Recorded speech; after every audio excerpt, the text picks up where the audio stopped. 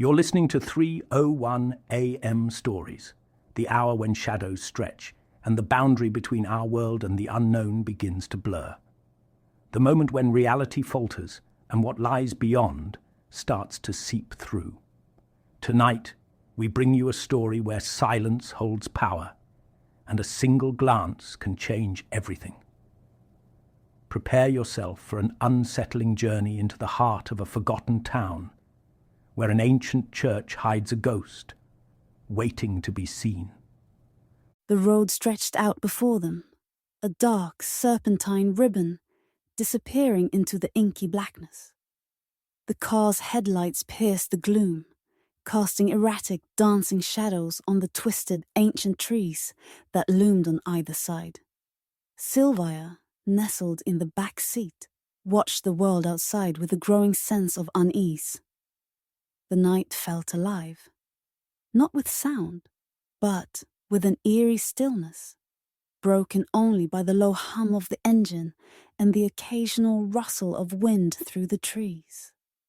As they passed through a sleepy, forgotten town, Sylvia's eyes caught sight of a church steeple rising from the mist, towering over the town like a crooked finger.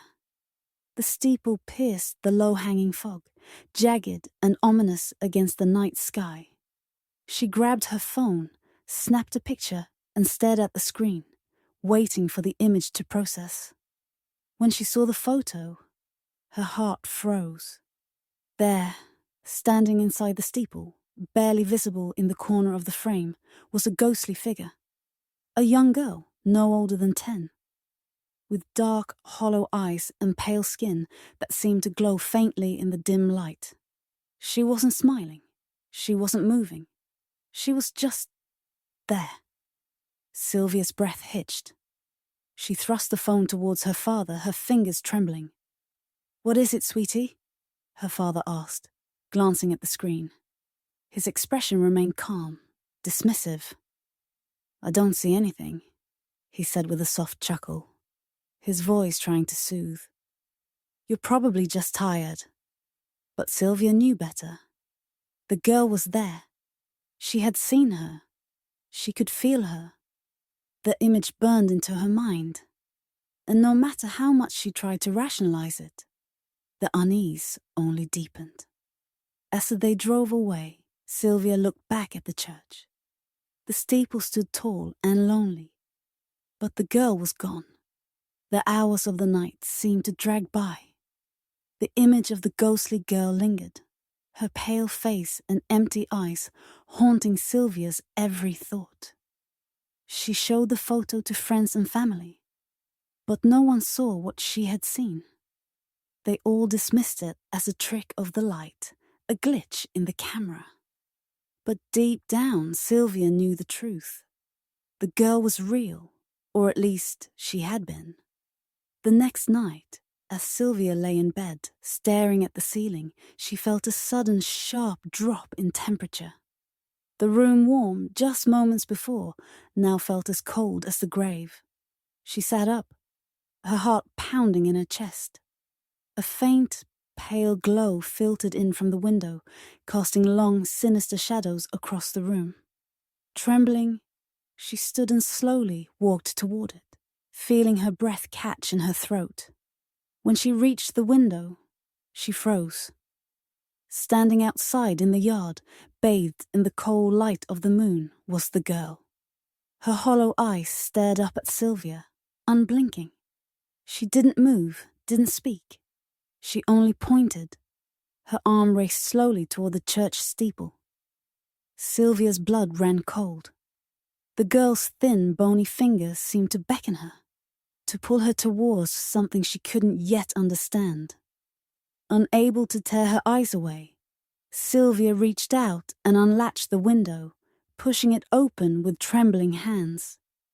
A gust of freezing wind rushed in, chilling her to the bone. But when she looked again, the girl was gone. Sylvia couldn't shake the memory of that night. The ghostly girl, silent and unblinking, pointing toward the church. It gnawed at her mind until she could no longer resist. She had to go back. She had to find out what the girl wanted. The next morning, Sylvia convinced her parents to take her to the small town. Her heart pounded with a mix of fear and determination as the church loomed in the distance, its steeple cutting into the sky like a jagged blade. The fog hung low over the ground, clinging to the gravestones like cold, dead fingers. Sylvia approached the heavy wooden doors of the church, each step heavier than the last. Her breath hitched as she reached for the doorknob. But before her fingers could touch the cold iron, the door swung open with a groan. Inside, darkness swallowed the vast space, the air thick and damp, as if the walls themselves were closing in on her. She stepped inside, and the door slammed shut behind her. The echo reverberated through the cavernous room, but Sylvia kept moving, her eyes darting to every shadow, every flicker of movement. The church felt alive with the weight of unseen eyes, and the oppressive silence made her chest tighten with dread. Sylvia began searching. Her footsteps moved on the dust-covered floors. She wandered through the pews, climbed the narrow staircase to the steeple, her heart hammering in her chest. Each creak of the floorboards sounded like whispers of warning, but she pressed on. As she reached the top of the stairs, her breath caught in her throat. There, standing in the corner of the steeple, was the ghostly girl, her pale form shimmering faintly in the dim light. Sylvia froze, her heart pounding in her ears. The girl didn't move at first. She only stood there, her hollow eyes fixed on Sylvia.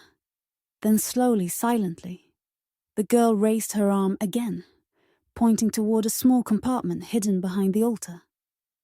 Sylvia hesitated, her pulse racing. She took a deep breath and approached the altar, her hands trembling as she pushed it aside. Behind it, tucked away in a secret recess, was a small tarnished key. Her fingers brushed against the cold metal, and the air around her seemed to thicken, growing colder by the second. With the key in hand, Sylvia turned back to the girl, but she was gone, vanished as if she had never been there at all. With the key clutched tightly in her hand, Sylvia climbed the narrow staircase to the steeple one final time. The walls seemed to close in on her, the oppressive silence pressing against her like a physical force. When she reached the top, she found the lock, hidden in the corner of the room. Her hand shook as she inserted the key and turned it. The door creaked open, revealing a small circular chamber. There was no light, no sound, only cold emptiness. Then, from the shadows, the girl emerged once more, silent, still. She pointed again, this time at the door itself. Sylvia, her heart racing, reached out and pushed the door open, revealing a blinding white light. It wasn't warm or inviting. It was harsh, burning, unnatural. The girl stepped through without a sound, her form dissolving into the brightness. A moment later, the light was gone, and Sylvia was alone, her breath ragged, her heart pounding. The darkness had receded. For now. Sylvia knew she could never tell anyone of what happened. No one would ever believe her.